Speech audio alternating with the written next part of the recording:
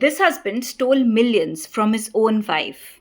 You might have come across these paintings of children with huge, daunting eyes. They were signed by Walter Keane, but they were actually not painted by him. They were painted by his wife, Margaret Keane. So, this husband was actually just taking his own wife's paintings, signing them with his name, and selling them off for millions. So, yes, he was not just stealing the money, he was stealing the credit, he was stealing the fame, and he was also stealing the exposure that was hers. Initially, she just stayed silent because of fear, control, manipulation by her own husband. And, well, she was tossed off in a corner to stay silent and just work like a machine and keep producing paintings so that he can sell and he can keep all the money to himself.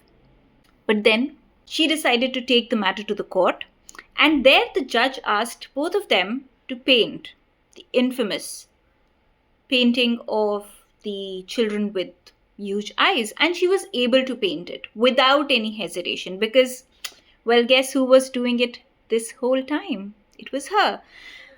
Whereas for her husband, he just gave a lousy excuse that his shoulder was hurt so he couldn't paint. Well, the court didn't just prove a lie, but also, finally, the painting had its rightful signature on it. And artist Margaret Keane finally got her recognition. But it wasn't as easy or as simple as it sounds in this video. It was quite a battle, and you can read more about it. And actually, there is also a movie about it that you can go and watch.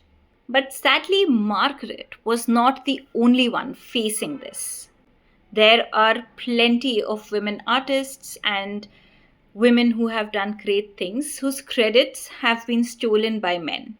For instance, there was Zelda Fitzgerald, whose words shaped The Great Gatsby, but no credits. And then there was Rosalind Franklin's, whose images unlocked the DNA, but she didn't get the Nobel Prize for it. Somebody else did.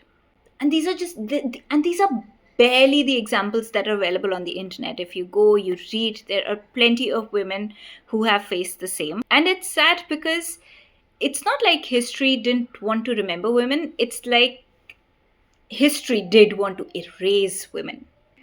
But now that more and more women are coming forward and speaking about things and researching things, I feel the story of women are being retold and rediscovered by other women. And we are definitely moving forward, even though the pace is very slow, but only good things ahead. Bye. See you next year.